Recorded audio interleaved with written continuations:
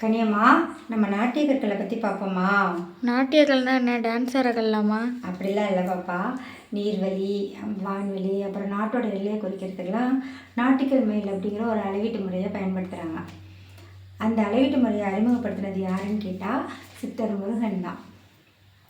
எப்படின்னா, தட்சிணாயனத்தில் வைகறை வேலையில் கீழே தொடுவானத்தில் ஒரு உடுக்கூட்டம்னா ஸ்டார்ஸ், நட்சத்திர கூட்டங்கள் தெரிஞ்சிருக்கு. அதுதான் ஒரு ஆண்டோட முதல் தொடக்க நாளாக அவர் நினச்சிருக்காரு.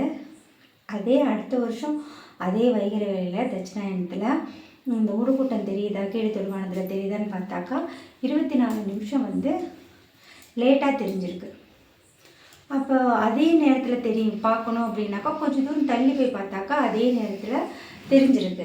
அப்போ ஒரு வருஷத்துக்கும் ஒவ்வொரு கல்லாக நட்டு வச்சுட்டு வரும்போது, ஸ்டார்டிங் பாயிண்ட் வரும்போது 60 கல் நட்டுருக்காங்க. ஆனால் ஒரு நாள் டிலேவாக தெரிஞ்சிருக்கு அந்த உடுக்கூட்டம்.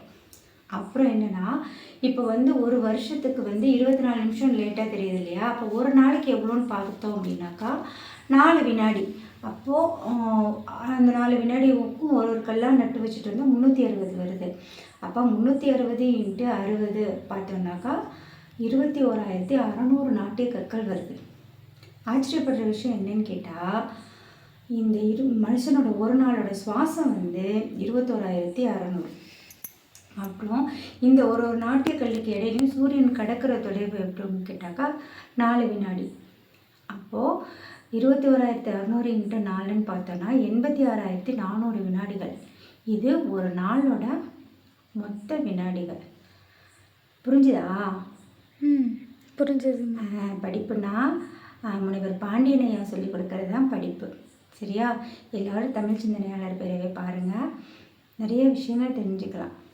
நன்றி, வணக்கம்.